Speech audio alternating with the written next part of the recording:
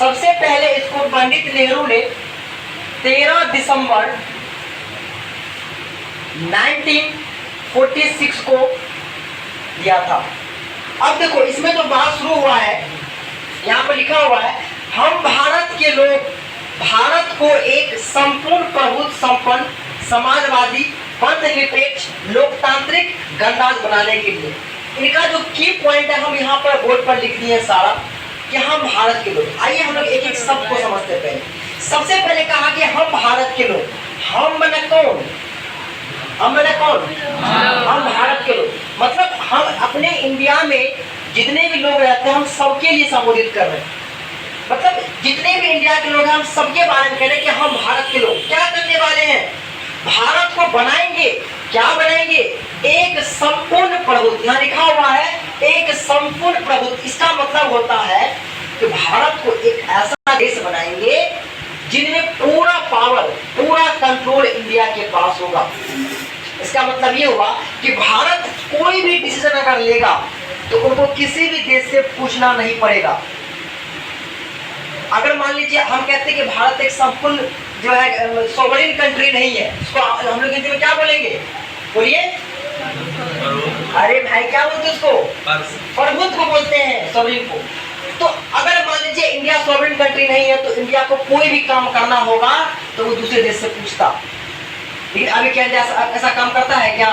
नहीं करता। इसका मतलब इंडिया क्या है? एक संपूर्ण प्रभुत्व देश है आपका। मतलब इंडिया अपने डिसीजन लेने के लिए स्वतंत्र है। इंडिया कोई भी काम करेगा, चाहे वो आंतरिक काम हो, बाह्य काम हो, वो खुद से अपना डिसीजन लेने के लिए स्वतंत्र है। और ये बात जो है भारत के प्रस्तावना में ही लिखा हुआ है। आया बात समझ में? चलिए आगे देखते हैं। नेक्स्ट क्या रहा है, इसके अलावा और क्या करेंगे? भारत को एक समाजवादी धर्मनिरपेक्ष और लोकतंत्रात्मक गणराज्य बनाएंगे। एक एक बात तो समझिए।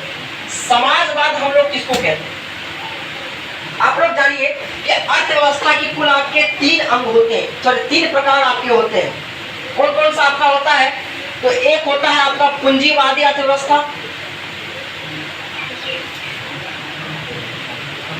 एक होता है समाजवादी अर्थव्यवस्था और एक होता है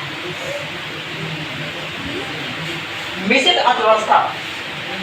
पूंजीवादी का मतलब यह होता है कि देश के संसाधन पर किसी एक व्यक्ति का अधिकार है, उसको हम लोग क्या बोलेंगे? पूंजीवादी अर्थव्यवस्था। क्या बोलेंगे उसको? पूंजीवादी अर्थव्यवस्था बोलेंगे। समाजवादी हम लोग किसको बोलेंगे भैया? किसको बोलेंगे? समाजवादी का मतलब होता है कि देश में जो भी संसाधन है, सड़क हो गया, जमीन हो गया, आपका उद्योग हो गया, कोई भी संसाधन है उस पर सरकार का अधिकार है और सरकार उस संसाधन का उपयोग आम जनता के हितों के लिए करती है। तो ऐसे अर्थव्यवस्था को हम लोग कहते हैं समाजवादी अर्थव्यवस्था। मतलब ऐसा अर्थव्यवस्था जिसमें समाज का हित छुपा हुआ हो। मान लीजिए हम एक दुकान खोले हैं तो दुकान से किसका हित होगा?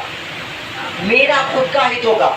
लेकिन सरकार ने हॉस्पिटल खोला है, उससे किसका हित होगा? आपका, पूरे समाज का हित होगा।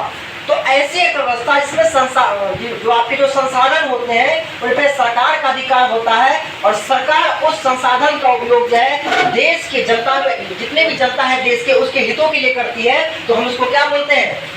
समाजवादी अर्थव्यवस्था बोलते हैं। और मिश्रित का अर्थ होता है जिनमें पूंजीवादी अर्थव्यवस्था भी थोड़ा बहुत शामिल हो और थोड़ा बहुत आपके समाजवादी भी शामिल हो, उसको हम लोग क्या बोलते हैं? तो वर्तमान समय में भारत में आपका मिश्रित अर्थव्यवस्था वर्तमान में है आपका। लेकिन जिस समय ये प्रस्तावना बोला गया था या जिस समय संविधान बन रहा था उस समय समाजवादी की तरफ थोड़ा सा झुके हुए थे। आया बात समझ में? आगे देखिए नेक्स्ट है आपका धर्मनिरपेक्ष। धर्मनिरपेक्ष का मतलब होता है कि बिना धर्म का, बिना क्या कहते हैं किसी प्रकार के पंथ का, इसको हम लोग धर्मनिरपेक्ष या फिर इसको हम लोग पंथ निरपेक्ष भी कहते हैं। इसका मतलब क्या हुआ? इसका मतलब ये हुआ कि भारत का खुद का अपना कोई धर्म नहीं होगा। क्या मतलब ये हुआ? इसका मतलब क्या ये हुआ सर कि भारत में कोई धर्म होगा ही नहीं, लोग कोई धर्म को मानेंगे ही नहीं। क्या ऐसा बात है क्या? बिल्कुल नहीं। देखो इसका मतलब ये हुआ कि राज माना भारत, आशीष कुमार शो कह रहा है, इसका मतलब ये हुआ कि भारत जो राज्य है आपका, अब आप समझिए जो भारत एक राज्य एक देश है आपका, उसका खुद का अपना कोई धर्म नहीं होगा। जैसे अगर मैं एग्जांपल लूं पाकिस्तान का, तो पाकिस्तान एक इस्लामिक कंट्री है और पाकिस्तान का राज धर्म इस्लाम है। उसी प्रकार से इंडिया का खुद का कोई राज धर्म नहीं है। मतलब ये हुआ कि अगर इंडिया का कोई राज धर्म होता, इंडिया कोई धर्म होता, तो जो देश क्या कहता है भाई सभी लोग को इस धर्म को मानना पड़ेगा। क्या भारत में ऐसा कोई है क्या संविधान? इसका मतलब ये हुआ कि इंडिया का खुद का कोई धर्म नहीं है, लेकिन वो किसी भी लोग को किसी प्रकार के धर्म को मानने से मना ही नहीं करता है। इसको कहते हैं धर्मनिरपेक्षता, मतलब खुद का कोई धर्म नहीं है। तो आप बस एक बात याद रखिएगा, इंडिया का खुद का अपना कोई धर्म नहीं है। अगर खुद का कोई धर्म नहीं है तो किसी आदमी को, किसी व्यक्ति को ऊपर राज यानी कि जो देश है वो किसी धर्म को मानने के लिए बाध्य नहीं कर सकता है कि तुम ये धर्म मानवे करो। अगर आपका अपना खुद से कोई मानने का अच्छा है तो आप मान सकते हैं। ये सारी बातें आगे है लोकतंत्रात्मक। लोक इसका मतलब क्या होगा जरा बताइए? इसका मतलब ये हुआ यहाँ पर जो शासन चलेंगे वो लोगों का शासन होगा। आप लोग पढ़े होंगे कि अमेरिका के पहले जो अमेरिका के जो पूर्व राष्ट्रपति थे अब्राहम लिंकन, उन्होंने लोकतंत्र की परिभाषा दिया था। क्या था परिभाषा? वो लोकतंत्र जनता के लिए जनता के द्वारा चुनी गई सरकार होती है, उसको हम लोग क्या बोलते हैं? लोकतंत्र बोलते हैं। मतलब यहाँ पर जो सरकार बनेंगे उस सरकार को जनता अपने से चुनकर डिसाइड करती कि भैया ये जो है ये हमारे प्रधानमंत्री होंगे, ये हमारे मुख्यमंत्री होंगे। मतलब अपनी सरकार जनता खुद ही चुनती है। इसको हम लोग क्या बोलते हैं? और एक शब्द है गणराज्य। देखो गणराज्य जो है इसका मतलब ये होता है कि उस देश का जो मुखिया है, उस राज्य और जगह का जो मुखिया है, खास करके जो हेड पर्सन है, उसका चुनाव होगा।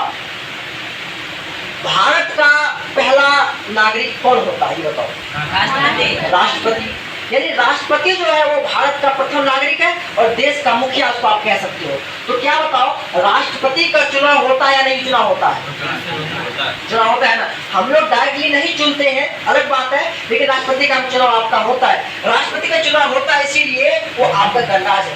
अगर मैं एग्जाम्पल दूं गणराज कौन नहीं है, तो गणराज आपके ब्रिटेन नहीं है, क्योंकि ब्रिटेन के जो वहां पर क्वीन या फिर किंग होते हैं ना, उसका चुनाव नहीं होता है, वो हेरिडिटी है। मतलब राजा का बेटा वहां पर राजा बन रहा है। आप बात समझ ले। लेकिन भारत में ऐसा नहीं है, ऐसा कोई नहीं कह सकता है। अगर कोई राष्ट्रपति है तो राष्ट्रपति का जो बेटा वो राष्ट्रपति बनेगा, ऐसा कोई जरूरी नहीं है। मतलब उसका भी प्रॉपर चुनाव होगा। इसीलिए हम लोग कहते हैं ये क्या है मेरा गणतंत्र। देखो गणतंत्र और लोकतंत्र में अंतर होता है, समझिए। गणतंत्र हम लोग किसको बोलते हैं? जहां पर उस देश का जो मुखिया होता है, उस राष्ट्र का जो मुखिया होता है, उसका चुनाव होगा, उसको क्या बोलेंगे हम लोग? गणतंत्र। लेकिन लोकतंत्र किसको बोलेंगे? लोकतंत्र हम लोग उसको बोलेंगे जहां पर लोगों का शासन। और बात समझ में? आगे देखते हैं। अब उसके बाद इसमें आगे बात कहा गया है गणराज्य बनाने के लिए तथा उसके समस्त नागरिकों को सामाजिक, आर्थिक और राजनीतिक विचार, व्यक्ति विश्वास, धर्म और उपासना की स्वतंत्रता। अब भारत के लोगों को स्वतंत्रता दिया गया है। क्या लिखा हुआ? स्वतंत्रता। और कितने प्रकार की आपका दिया हुआ स्वतंत्रता? सॉरी मिस्टेक हो गया, पहले हम लोग न्याय की बात कर लेते हैं। यहाँ के लोगों को जो न्याय दिया गया आपका, वो आपके 3 प्रकार का न्याय दिया गया है। कौन कौन से देखिए ध्यान से?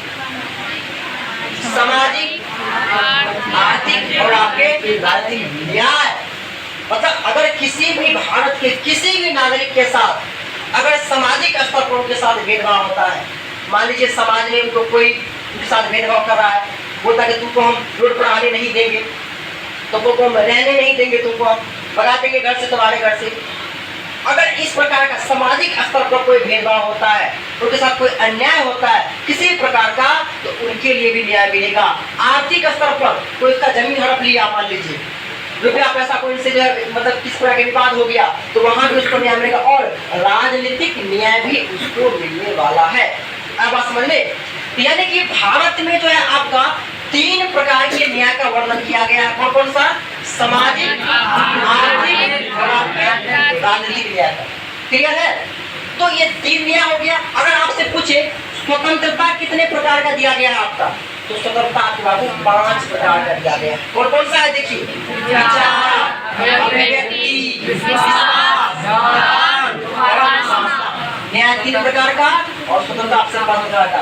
कई सारे एग्जाम में डायरेक्ट क्वेश्चन पूछते हैं कि प्रस्तावना में, भारत के संविधान की जो प्रस्तावना है उसमें कितने प्रकार के स्वतंत्रता का वर्णन किया गया है? आंसर क्या हो जाएगा? 5। किस किस चीज का स्वतंत्रता है? हमारे पास विचार की स्वतंत्रता है, मतलब हम अपना विचार लोगों के समक्ष प्रस्तुत कर सकते हैं, अपने मन की भावना को प्रस्तुत कर सकते हैं, उसको हम लोग क्या बोलेंगे? विचार प्रस्तुतिकरण करना।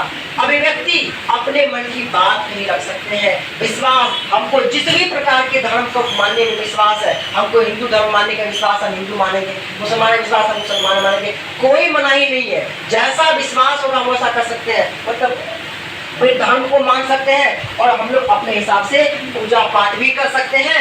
और हमको इन सही 5 चीजों की जो आपके पास क्या है? स्वतंत्रता दिया गया। ये भी आप याद रखिएगा। अब समानता की बात करते हैं। समानता आपको दिया हुआ 2 प्रकार से, एक प्रतिष्ठा और दूसरा अवसर। प्रतिष्ठा का मतलब ये होता है कि कोई भी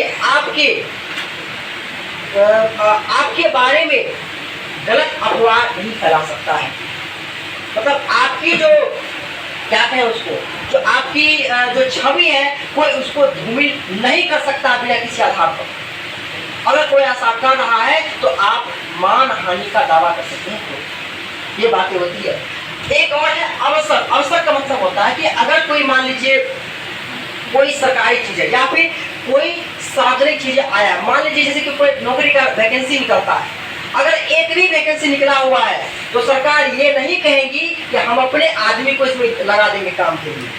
संविधान के हिसाब से प्रॉपर एक वैकेंसी के लिए भी उनको जो वैकेंसी का प्रोसेस होता है वो करना पड़ेगा। ऐसा क्यों?